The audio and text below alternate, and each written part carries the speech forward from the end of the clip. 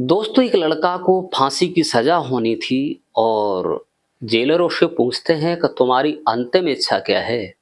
वो अपनी अंतिम इच्छा बता दीजिए, तुम्हारी हम हर अंतिम इच्छा को पूरा करेंगे। तो वो लड़का कहता है, सर हमारी अंतिम इच्छा एक है, अगर आप पूरी कर सकते हैं तो कर दीजिए। वो कहते हैं कि हर किसी की अंतिम इच्छा पूरी होती है, तुम भी बताइए तुम्हारी अंतिम इच्छा क्या है। तो वो लड़का कहता है, सर एक रात मैं अपनी पत्नी के साथ बिताना चाहता हूँ। यही मेरी इच्छा है, एक रात अपनी बीवी के साथ सोना चाहता हूँ। जेलर ये बात सुन कर के अचंभे में पड़ जाते हैं, सोचते हैं कि ऐसा आज दिन तक हमारी ज़िंदगी में जब से जेलर बना हूँ, ऐसा कभी नहीं हुआ। लेकिन जेलर सोचते हैं अगर इसकी यही अंतिम इच्छा है, तो हम इसकी अंतिम इच्छा अवश्य पूरी करेंगे। दोस्तों, अंतिम इच्छा के लिए जेलर उसके घर परवान भेजते हैं और उसकी पत्नी के लिए बुलावा करते हैं। कहते हैं कि तुम्हारा पति परसों से फांसी हो जाएगी और परसों ये फांसी के फंदे पर लटक जाएगा। इसकी अंतिम इच्छा तो ये हो रही है कि तुमसे तुम्हारे साथ एक रात बिताना चाहता है, तो अपने पति की अंतिम इच्छा पूरी कर दीजिए।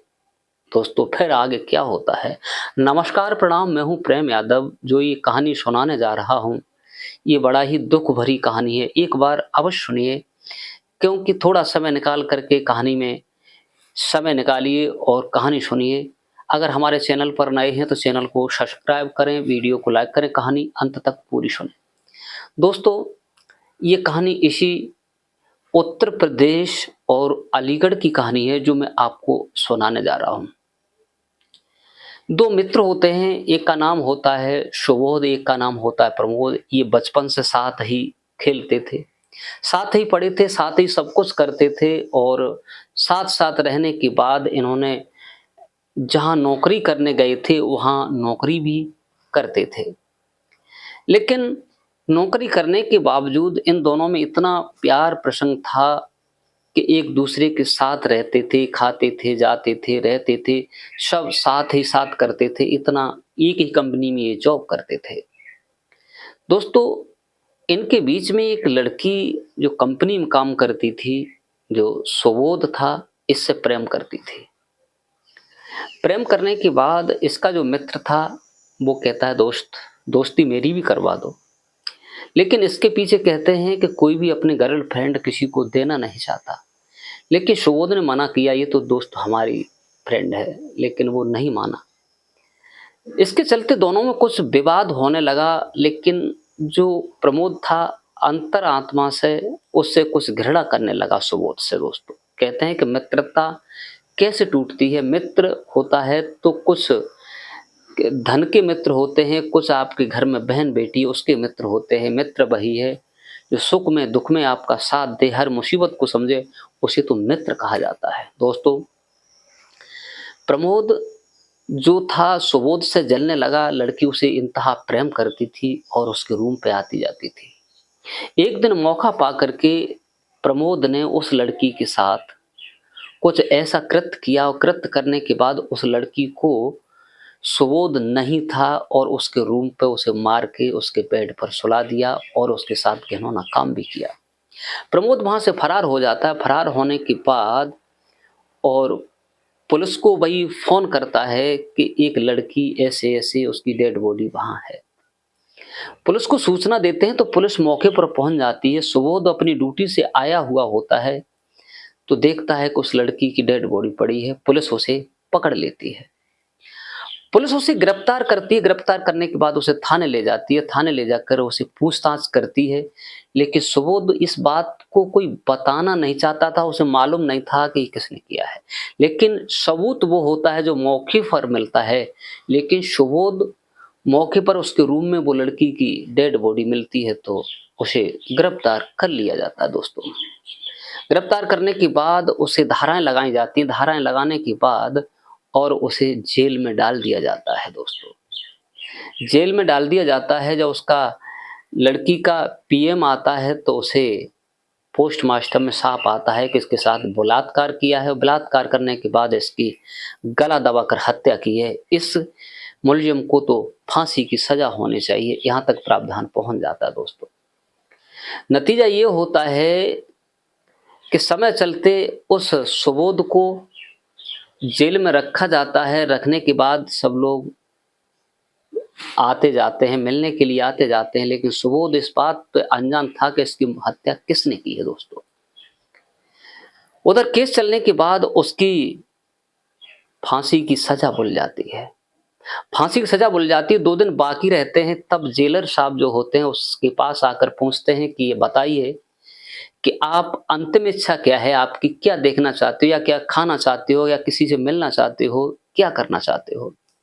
तो सुबोध कहता है, सर हमें अंतिम इच्छा तो हमारी एक है, अगर आप पूरी कर सकते हैं तो हमें बता दीजिए। जेलर कहते हैं, हाँ यहाँ पर सब कुछ अंतिम इच्छा ही पूरी होती है, आप बताइए आप क्या चाहते हैं। तो सुबोध कहता है कि मैं एक रात अपनी पत्नी के साथ बिताना चाहता हूँ, अपनी पत्नी के साथ एक साथ इसी जेल के अंदर रहना चाहता हूँ, मेरी पत्नी को भुलवा दिया जाए। दोस्तों, जेलर जब ये बात सुनते हैं तो अचंभे में पड़ जाते हैं कि आज हमें लगभग 20 वर्षें हो गई जेलर बने, लेकिन आज मर्तबा ऐसा कोई सवाल नहीं आया और न किसी ने ये अंतिम इच्छा जाहिर की। लेकिन फिर भी कहा चलो ठीक है, अंतिम इच्छा है तो इसकी इच्छा पूरी करते हैं।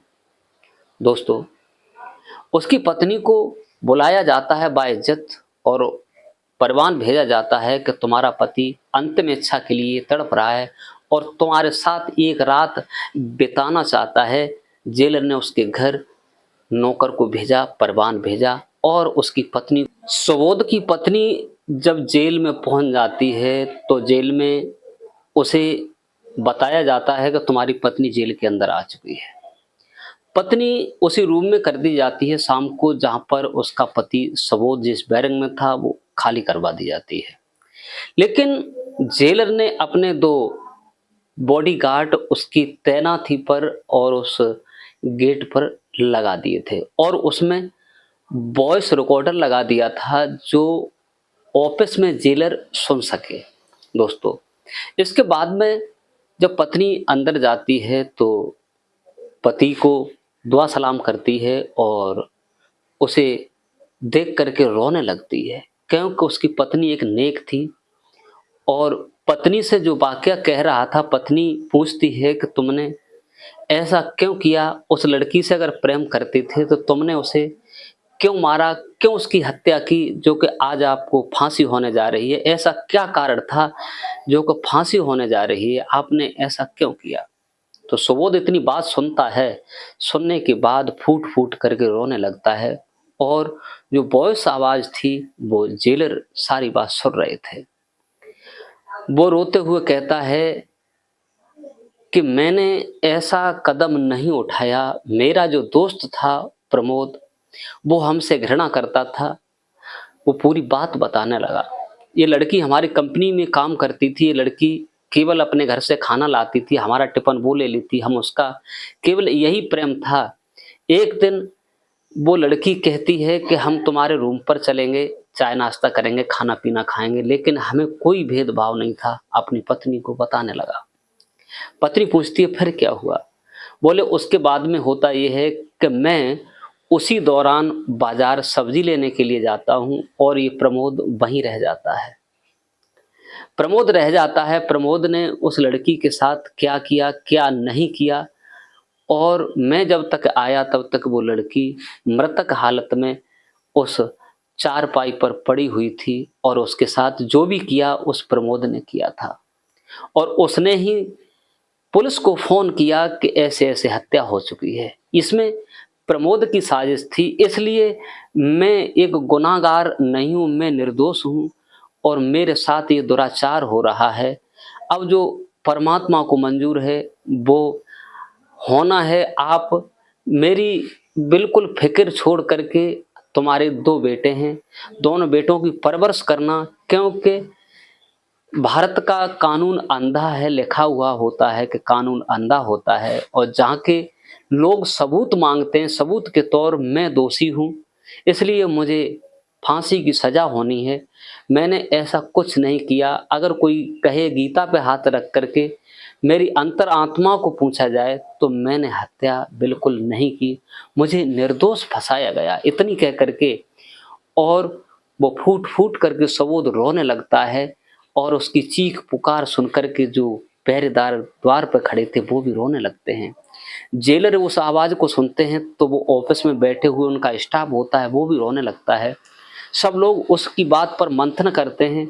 पति पत्नी पूरी रात दोनों रोते रहे हैं और इसी बात में चलते चलते सुबह सिलसिला शुरू होता है। सुबह सब लोग जगते हैं, देखते हैं तो क्या कहा जाता है उससे कि आप निर्दोष हो और आपको फांसी की सजा मिली है। सब लोग मंथन करते हैं जेलर सहित इसे किसी प्रकार से बचाया जाए क्योंकि हकीकत में निर्दोष है। आज इसने जो कहा है वो सच्चाई को उगला है। पत्नी अपने पति के पैर छूती है और कहती है कि अगले जीवन में अगर रहा तो हम और आप फिर मिलेंगे। आज हमारा अंतिम समय है। पत्नी पति को मुड़ मुड़ के देखती है, पति पत्नी को मुड़ मुड़ के देखता है। दोनों का विलाप ऐसा था कि पत्नी फिर छूट करके आती है, पति के पैर पकड़ लेती है, जेठ भर लेती है और रोने लगती है। जितने भी वहाँ लोग होते हैं देखने वाले सबके आंसू बह रहे थे। उसी समय जेलर साहब आते हैं, जेलर साहब भी रोने लगते हैं और इस बात को सुनकर के उस ऑडियो को वायरल किया जाता है, सब लोग सुनते हैं।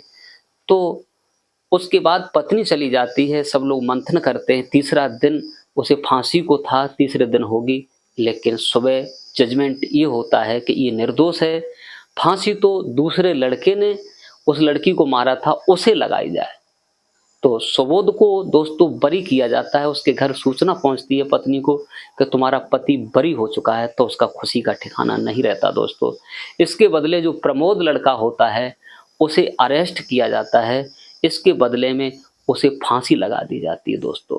कहते हैं कर भला होगा भला, कर बुरा होगा बुरा। अगर किसी के साथ बुरा करोगे तो तुम्हारे साथ बुरा होगा, किसी के साथ भला करोगे तो तुम्हारे साथ भी भला होगा। दोस्तों हमारी कहानी कैसी लगी कमेंट करके अवश्य बताइए। जो मैं कहानी आपको सुनाई है इसे सुनकर के हर किसी के रोंगटे खड़े हो जाएंगे।